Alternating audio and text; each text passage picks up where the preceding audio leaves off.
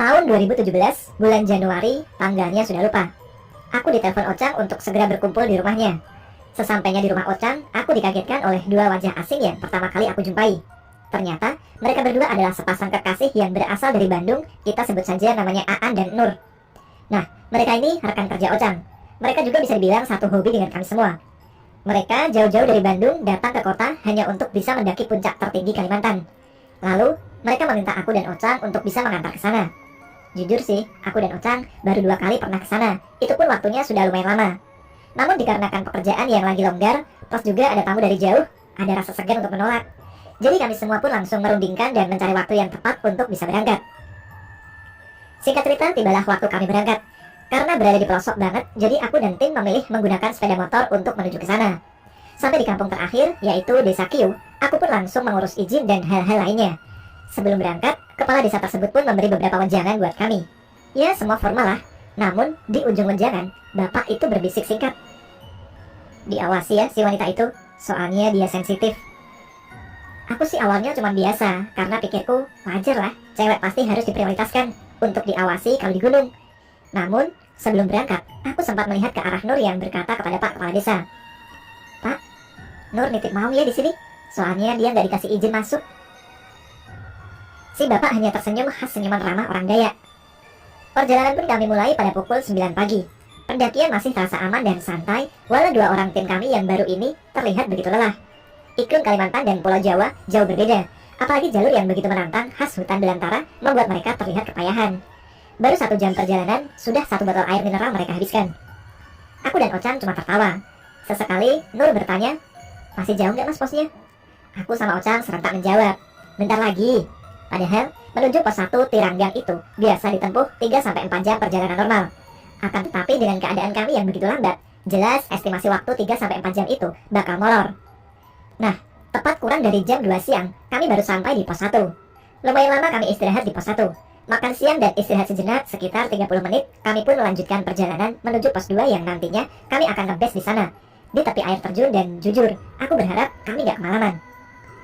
Dari pos 1 terkuak kalau si Nur ini ternyata seorang anak indigo, dan mulai banyak diganggu.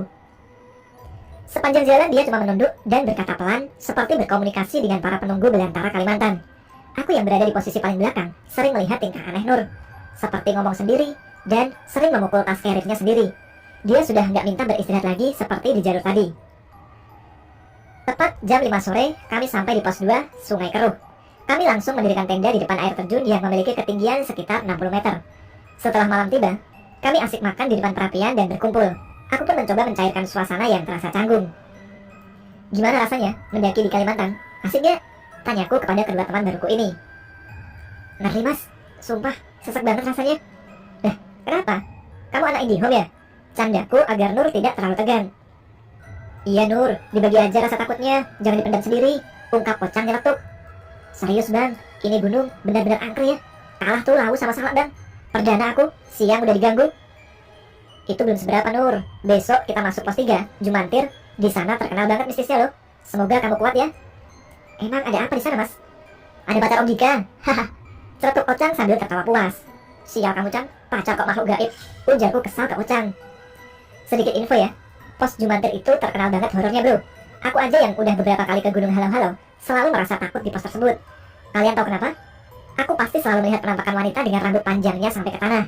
Dan kejadian itu terus berulang setiap kali mendaki gunung ini, baik siang maupun sore hari. Apabila aku melewatinya dan sosok itu selalu aja dia muncul. Nggak tahu deh teman-teman yang juga pernah ke sana apa sama denganku. Singkatnya malam itu kami melewati dengan aman, walau terkadang terdengar ada suara jeritan yang entah dari mana. Dan kami pun berusaha cuek akan jeritan tersebut. Pagi pun datang.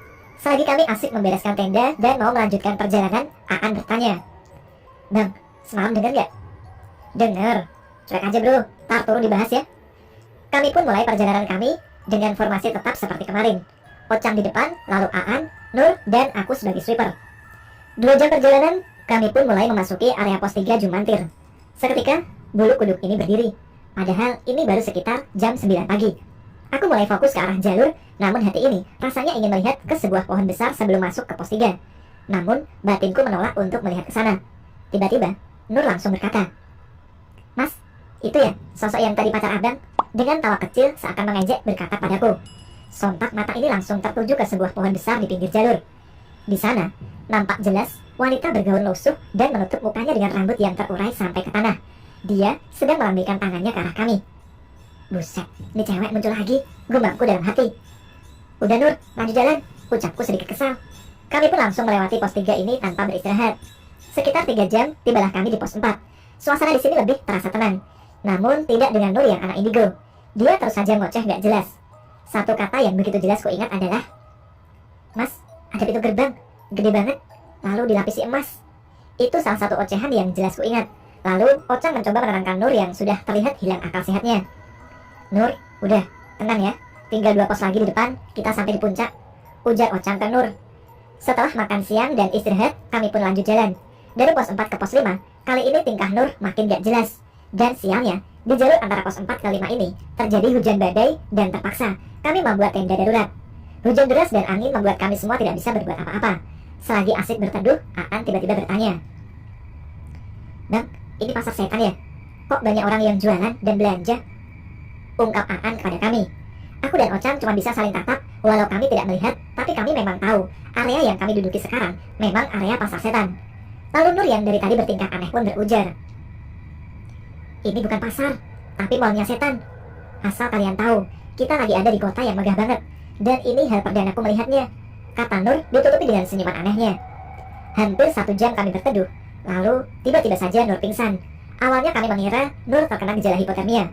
Namun, sosok Nur tiba-tiba sadar dan berkata minta turun siang itu juga. Karena dia bertemu sosok yang entah apa kami tidak tahu. Kami lalu berunding dan dikarenakan untuk keselamatan semua tim, maka kami memutuskan untuk turun saat itu juga. Dengan gerimis yang masih turun, kami berusaha melewatinya. Bahkan, aku dan teman-teman beberapa kali terpeleset dikarenakan jalur yang licin. Sudah tak terhitung aku dan tim terpeleset di jalur. Tepat jam 4 sore, kami tiba di pos Jumantir, pos 3. Benar saja, sosok wanita yang tadi pagi kulihat terlihat jelas, seakan menyambut kami. Namun, kami memilih melanjutkan perjalanan kami dan tidak menghiraukan sosok tersebut. Di tengah perjalanan, aku pun kembali terpeleset, yang aku tak tahu penyebabnya. Kakiku terasa tersandung akar, padahal tidak ada sesuatu di jalur saat itu. Jujur, saat itu kakiku terasa seakan mati rasa dan tak bisa digerakkan. Ocang pun menyarankan untuk istirahat sebentar. Lalu, Nur pun berkata, ada tangan yang narik mas, kayaknya. Tuh, masih ada bekasnya, ujar Nur. Sumpah, berasa gak ada tenaga banget untuk menggerakkan kaki ini. Lalu Aan berkata, kita berdoa aja bang, semoga kita selamat keluar dari belantara ini. Kondisi waktu itu begitu menegangkan. Setelah kami berdoa, tiba-tiba saja muncul 8 orang pendaki dari bawah mendekati kami. Namun aneh banget penampilan mereka. Muka mereka semua pucat, dan 7 di antara mereka hanya diam dan menunduk. Sesaat mereka tiba, seseorang dari mereka pun berujar, ada masalah ya? Kaki saya terasa mati rasa nih mas, gak bisa digerakkan, kataku kepada salah seorang pendaki tersebut. Lalu orang yang bertanya tadi langsung mengusap kedua kakiku. Seketika saja, kakiku langsung berasa lagi dan bisa digerakkan lagi. Namun sebelum kami mengucapkan terima kasih, mereka langsung berlalu dan kembali menundukkan kepala dengan wajah pucatnya tanpa ekspresi apapun. Lalu Ocang berteriak, mas, hati-hati di jalan, jalannya licin. Sontak mereka semua berhenti dan menoleh ke arah kami dengan mata yang melotot. Setelah itu mereka kembali melanjutkan perjalanannya. Kami pun berempat merasa aneh, tapi jujur, aku berterima kasih pada mereka yang sudah menolongku saat itu.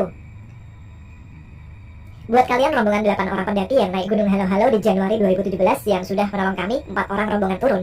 Kalau kalian mendengar cerita ini, aku pribadi mengucapkan terima kasih banget. Kalau kalian semua manusia ya. Kami pun melanjutkan perjalanan turun, dan tepat jam setengah 7 malam, kami tiba di tepi air terjun. Di sana kami menemui ada 2 tenda rombongan dari Balikpapan. Mereka pun nampak bingung melihat keadaan kami yang sudah tidak karuan dengan lumpur yang sudah menghiasi semua tubuh kami. Mereka semua pun langsung membantu kami mendirikan tenda dan memasakkan untuk kami. Sumpah, hal yang kayak gini yang membuat aku dan teman-teman nagih mendaki gunung. Walau kita tidak pernah bertemu dan tak saling kenal, kalau sudah di gunung, semua terasa seperti keluarga. Apalagi saat ada yang kesusahan, jangan tanyakan deh jiwa solidaritas kami para pendaki.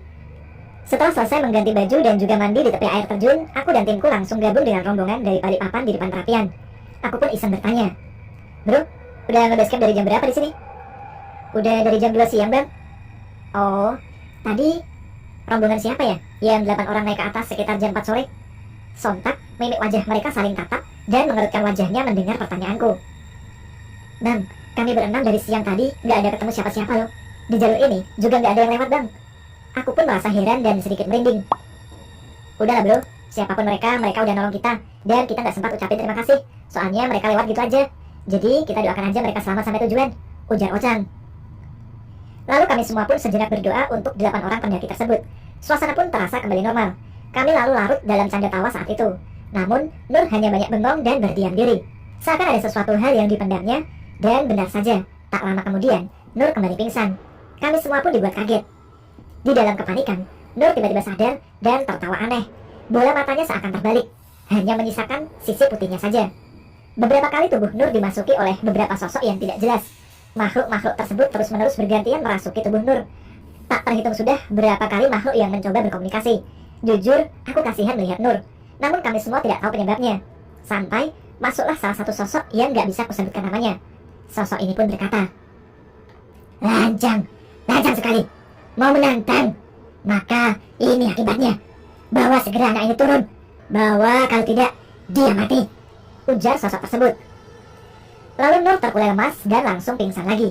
Aku pun langsung memutuskan turun saat itu juga. Mumpung belum terlalu malam. Sekitar jam 8 malam, kami mulai turun. Dibantu juga oleh rombongan Balikpapan yang juga memutuskan turun malam itu juga. Kami bergegas membuat tandu darurat malam itu. Namun, badan Nur terasa begitu berat. Padahal kalau diperkirakan, berat badan Nur ini cuma 45-50 kg. Namun kami berenam terasa kepayahan menandu Nur yang pingsan.